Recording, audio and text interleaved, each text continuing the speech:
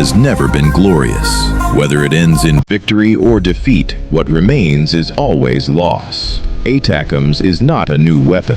It is not a symbol of technological supremacy, but in the cold reality of the battlefield, what decides the outcome is not what is newest, but what is right, used at the right moment, against the right target, with the right thinking. War does not reward the strongest on paper. It chooses those who understand the battlefield more deeply than reality itself. Ladies and gentlemen, in late November 2024, Europe was shaken once again when Ukraine, for the first time, used Western-supplied weapons to strike directly into Russian territory. Yet the shock was not only about geography.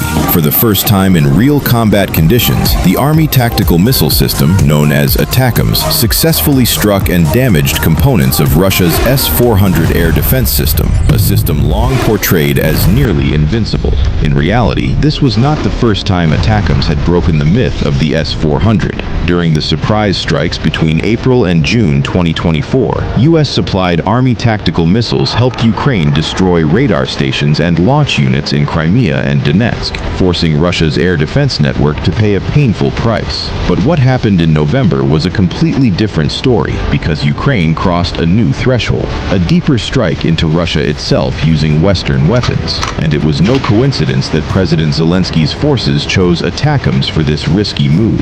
This weapon was born from Cold War thinking. In the late 1970s and early 1980s, as new battlefield doctrines emerged, both the U.S. Army and U.S. Air Force demanded a new capability, a long-range, highly precise strike weapon able to hit reserve forces and key infrastructure far behind enemy lines. That requirement became the starting point of the ATACMS family. To meet this demand, engineers developed an entirely new solid-fuel missile. It would reach roughly 4 times farther than conventional artillery, and it would rely on inertial guidance, later reinforced by the Global Positioning System, allowing the missile to navigate to its target with near-absolute precision. In its earliest concept, the missile was expected to carry a nuclear warhead and to be launched not only from ground vehicles, but also from multi-role fighters such as the F-16, reflecting an early vision of one shared missile across 2 services. But that joint ambition would not survive the politics and engineering realities of the time. Development began in 1980, aiming to create a missile that could deliver long-range precision effects while remaining usable across service branches. But by 1984, due to conflicts during research and development, the U.S. Air Force withdrew. The mission narrowed to a land attack role, and Congress also prohibited the nuclear warhead option. From that point forward, the program took the path that would ultimately become the Army Tactical Missile System, ATACMS. After the U.S. Air Force withdrew from the program in 1984, ATACMS became a weapon designed exclusively for the U.S. Army. In 1986, LTV Aerospace won the main development contract, and the missile received its official designation, MGM-140. The first live test launch took place in 1988, just 3 years before the collapse of the Soviet Union, marking the entry of ATACMS into a rapidly changing strategic landscape. Although many variants were later developed, all ATACMS missiles share several core design principles. The propulsion system uses solid fuel, allowing rapid launch with minimal preparation. Early versions had a maximum range of around 165 kilometers, while later upgraded variants extended that range to approximately 300 kilometers. Initially, guidance relied purely on an inertial navigation system. However, modernized versions such as the M39A1 Block IA integrated GPS, dramatically improving accuracy and allowing effective strikes in complex, contested environments. Structurally, an ATACMS missile consists of several key sections. The nose houses impact sensors and fusing mechanisms that determine detonation timing. Directly behind it is the guidance package, combining INS and GPS. GPS provides continuous position updates via satellites, while inertial navigation tracks speed and and movement independently, allowing the missile to remain accurate even in heavy electronic warfare or GPS-denied conditions. This dual-mode guidance is one of ATACMS's most important survivability features. Behind the guidance section lies the payload compartment. Depending on the mission profile, this space can carry different warheads. Early variants were equipped with cluster munitions, capable of dispersing hundreds of sub-munitions over a wide area, making them effective against airfields, radar sites, logistics hubs, and dispersed soft targets. For hardened targets such as bunkers, reinforced structures, or armored concentrations, later variants adopted unitary high-explosive warheads designed to penetrate before detonation. The missile's rear section contains control fins, antennas, and the solid rocket motor, enabling flight speeds exceeding Mach 3.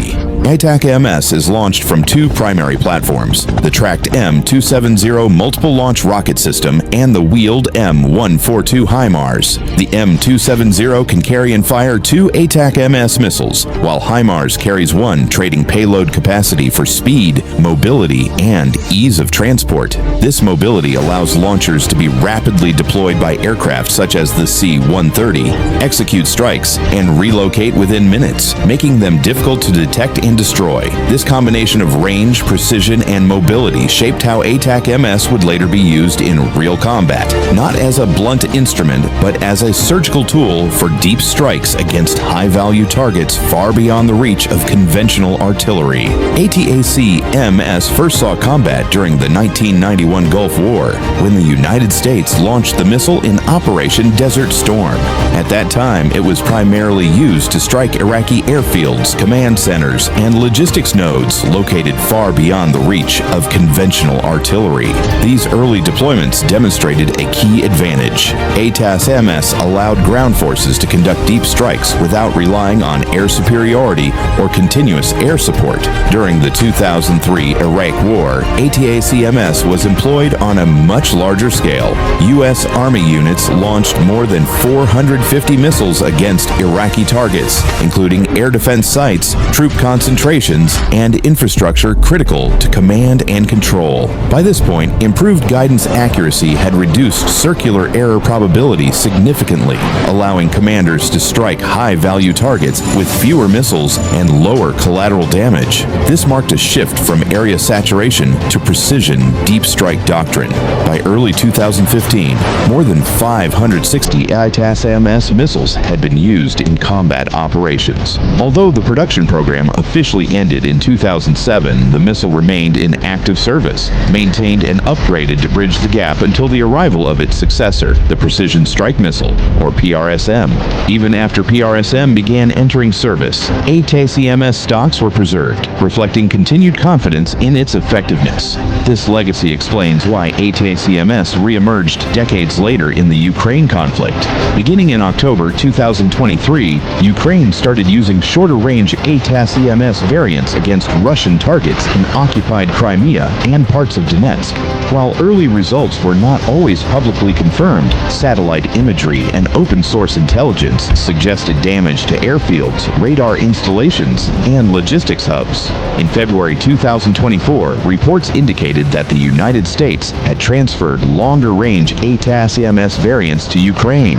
These claims were soon validated. On April 17, 2024, Ukrainian forces launched ATACMS strikes against the Jankoy Air Base in Crimea, located significantly deeper than previous targets. Multiple S-400 components, including radar systems and launchers, were reportedly damaged or destroyed, signaling a new phase of the conflict. What made these strikes especially significant was not just the physical damage, but the strategic message. ATACMS, a missile designed during the Cold War and officially replaced in U.S. service, was now being used to challenge modern Russian air defense systems. Its effectiveness highlighted a recurring reality of warfare. Age does not automatically equate to obsolescence when a weapon is employed within the right operational concept and against suitable vulnerabilities. The situation escalated further in November 2024 when political restrictions on the use of U.S.-supplied weapons were partially lifted. For the first time, Ukrainian forces were authorized to strike military targets located inside internationally recognized Russian territory.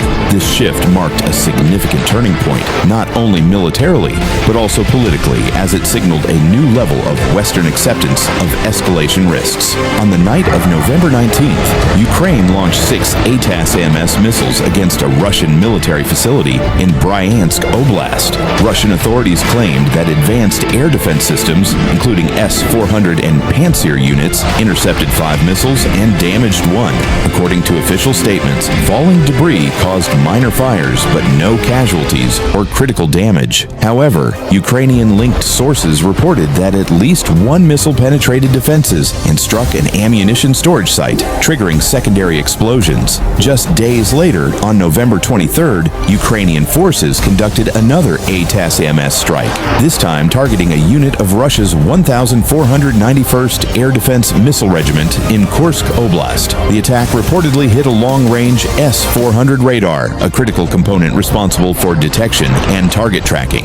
Russian statements acknowledged that several missiles were intercepted, but admitted that 2 warheads reached their targets, damaging radar equipment and causing casualties. The pressure continued on November 25th, when 8 ATACMS missiles were launched against the Kursk Vostochny Air Base near Kalino.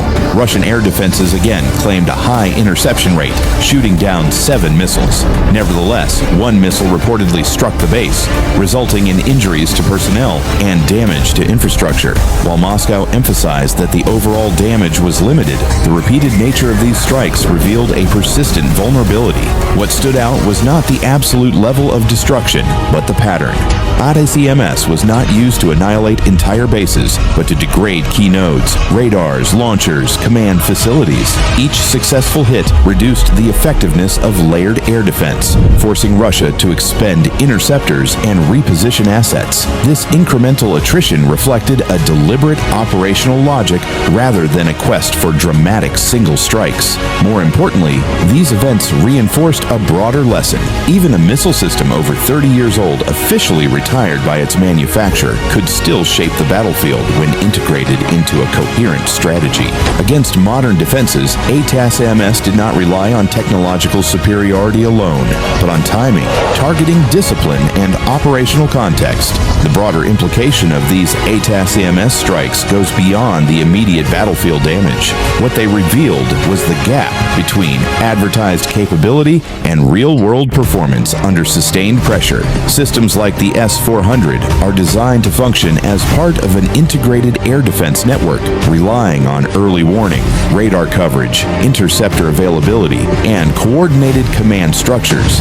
When any one of these elements is degraded, overall effectiveness drops sharply. ATACMS exploited this reality. By forcing Russian air defenses to respond repeatedly, Ukraine compelled them to expend expensive interceptors against relatively old and limited-range missiles. Each interception carried a cost not only in hardware, but also in fatigue, logistics, and exposure of radar emissions. Over time, this pressure reduced flexibility and increased the risk that subsequent strikes would slip through.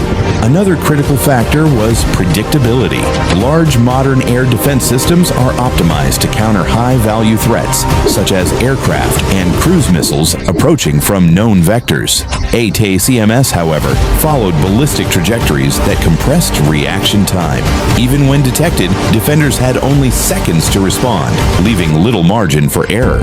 In contested environments, this narrow window can be decisive.